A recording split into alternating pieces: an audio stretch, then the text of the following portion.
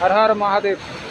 তো এটি হচ্ছে আমাদের অর্থাৎ ভীমবলি, যা আমরা পথ অতিক্রম করে এসেছি অর্থাৎ গৌরীকুণ্ড থেকে।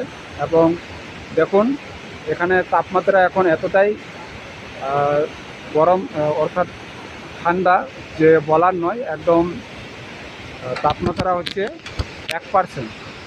তো দেখতে পাচ্ছেন আমরা প্রায় মেঘের কোনায় আলোকিত হয়ে আমরা বাবার শরণে যাচ্ছি এবং বাবার দর্শনে যাচ্ছি। আমাদের একটি আকর্ষণ তথা হৃদয় মুগ্ধকর করে। এবং এখানে বাবার কৃতজ্ঞ বা আশীর্বাদ না থাকলে কিন্তু আসা খুব কঠিনদায়ক হয় আর কি। তো এতটা পথ আমরা আসতে পারলাম, আর কিছুটা পথ রয়েছে। তো এই পথটি যা ছিল, এবার কঠিনতম পথ কিন্তু এখান থেকে আমাদের শুরু হবে, অর্থাৎ ভীমবলি থেকে।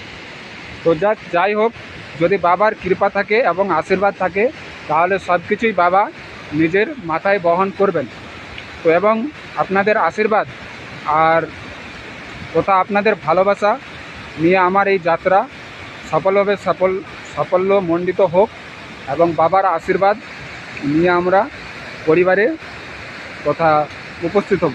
তো সকলকে একটি কথা হবে যে বাবার আশীর্বাদ সকলের মস্তকে ধারণ হোক।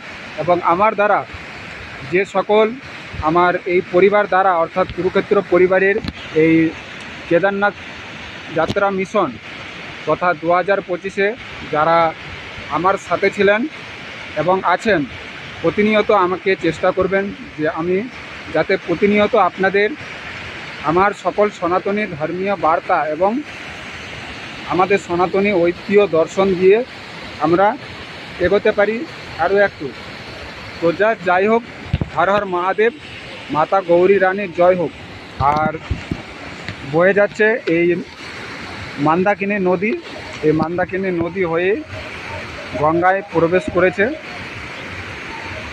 তো আমরা এতটা আসতে পারলাম বাবার আশীর্বাদে, এটাই বাবার কাছে কৃতজ্ঞ থাকবো। হর হর মহাদেব। কন্টিনিউ ভিডিওটি দেখুন।